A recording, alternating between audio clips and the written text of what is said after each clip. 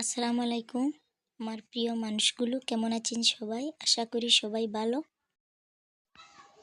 সকাল সকাল ঘুম থেকে উঠে নমাজ পড়ে কিছু খুঁটিনাটি ঘরের কাজ করে এখন আসলাম মুরগি ঘরের কাছে মুরগিগুলো ছেড়ে দিতে। সকালবেলা মন এমনিও ভালো থাকে, আর শীতে সকালটা আরও বেশি ভালো লাগে। আমরা তো গ্রামের মানুষ বেশিরভাগ সকালবেলা চা খায়। আমি চা না খেয়ে এখন নারকেল দিয়ে চুঙ্গা খাচ্ছি।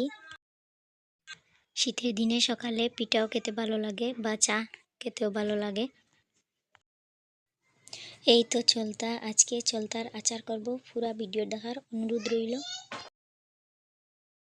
এখন আচার বানানোর জন্য ভেজে নিলাম শুকনো মরিচ আর পাঁচফোড়ন, ভালোভাবে ভাজা করে নিচ্ছি, তারপর গুঁড়ো করে নিব।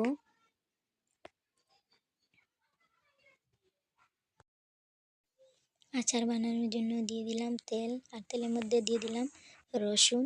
এখন আমি রসুন তেলের মধ্যে ভাজা ভাজা করছি। চলতা কেটে আমি সারাদিন রোদে শুকাতে দিয়েছিলাম, এখন শুকিয়ে গেছে। দেখো কালো কালো ভাব ধরেছে, শুকানোর কারণে কালো ভাব পরে আর থাকবে না। খুব কম তেল দিয়ে আচার বানাচ্ছি, কারণ বেশি তেলের আচার আমি পছন্দ করি না। এখন আমি লবণ দিয়ে ভালোভাবে নাড়াচাড়া করছি। এখন আমি দিচ্ছি হলুদের গুঁড়া দিয়ে আমি ভালোভাবে নাড়াচাড়া করছি। আচার রান্না করতে আমার আধা ঘন্টা সময় লেগে গেছে, কারণ চলতা খুব শক্ত থাকে। আগে আমি গুঁড়া করে রেখেছিলাম পাঁচফোড়ন আর শুকনো মরিচ গুঁড়া দিয়ে দিলাম, দিয়ে ভালোভাবে নাড়াচাড়া করছি। কিছু নাড়াচাড়া করার পর কিছুক্ষণ হওয়ার পর এখন দিয়ে দিলাম গুড় দিতে বেশ কম করে দিতে পারো, যারা মিষ্টি খেতে পছন্দ করো বেশি করে গুড় দিবে। আমি তো আধা কেজি গুড় দিয়েছি। এখন দেখো কিছুটা হয়ে গেছে, আরও কিছুক্ষণ হওয়ার পর নামিয়ে নেব।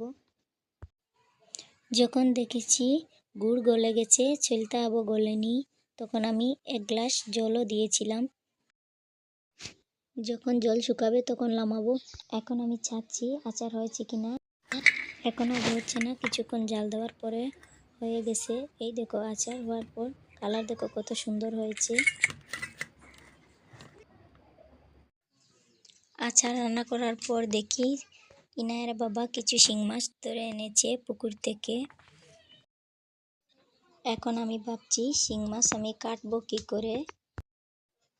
আমার তো শিং মাছ দেখেও ভয় করছে। শিং মাছ কাটতে আমার খুব ভয় করে, কারণ শিং মাছে যদি কুচা দিয়ে থাকে তাহলে তো আর শিং মাছে কুচা দিলে এতটা ব্যথা লাগে সারা জীবন মনে থাকার মতো। এখন আমি ভাবছি মাছটা মারবো কী করে, কারণ এমনি তো আর মাছ মরে যাচ্ছে না, কারণ বেঁচে আছে। এখন আমি লাঠি দিয়ে ডান্ডা দিয়ে মাছটা মারছি। মাছগুলো কিন্তু ডান্ডাকেও মরছে না সহজে, আর আমার ডান্ডা দিতেও তো মায়া লাগছে। ডান্ডা দিয়ে তো মাছ মারলাম, তারপর অফ ক্যামেরা রান্না করব। আর দেখো বিড়ালের বাচ্চা কিভাবে তাকিয়েছে আমার দিকে, কারণ আমি সরে গেলেও মাছটা নিয়ে যাবে। এখন আমি অফ ক্যামেরা রান্না করব। আর আজকের ভিডিও এই পর্যন্ত, দেখা হবে অন্য কোনো ভিডিওতে।